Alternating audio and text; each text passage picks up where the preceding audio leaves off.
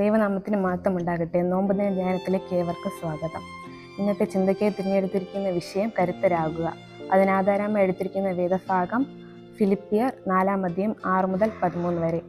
കുറിവാക്യം ഫിലിപ്പിയർ 4:13 എന്നെ ശക്തനാക്കുവാൻ മുഖാന്തരം ഞാൻ സഹനത്തിന് മതിയാകുന്നു. ജീവിതയാത്രയിൽ കരുത്തു നേടിയെടുക്കേണ്ട നാളുകളാണ് നോമ്പ് നാളുകൾ. മനുഷ്യർ എവിടെയും വീണു പോകുന്നു. മനുഷ്യർ നേരിടുന്ന പ്രതിസന്ധികളെല്ലാം താങ്ങാതാവുമ്പോൾ ആത്മഹത്യയിലേക്ക് നീങ്ങുന്നു. എന്തു പ്രശ്നങ്ങളും നേരിടാനുള്ള കരുത്ത് നാം പ്രാപ്തമാക്കണം. ഇന്നത്തെ കുറിവാക്യം എന്നെ ശക്തനാക്കുവാൻ മുഖാന്തരം ഞാൻ സഹനത്തിന് മതിയാകുന്നു എന്ന പൗലോസിൻ്റെ ശ്രദ്ധേയമായ സാക്ഷ്യമാണ്.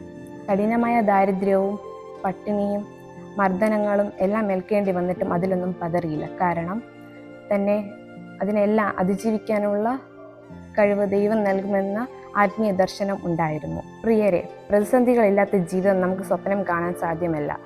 എന്നാൽ ആ പ്രതിസന്ധികളെല്ലാം അതിജീവിച്ച് മുന്നോട്ട് വരാൻ കരുത്തോടെ സാധിക്കുമെന്ന സ്വപ്നം കാണണം.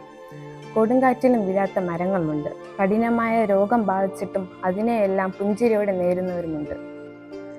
ചതിക്കുഴിയിൽപ്പെട്ട് ഹൃദയം തകർന്നവരുമുണ്ട്. അതിനെയെല്ലാം കുലുങ്ങാതെ നേരിടുന്നവരുമുണ്ട്.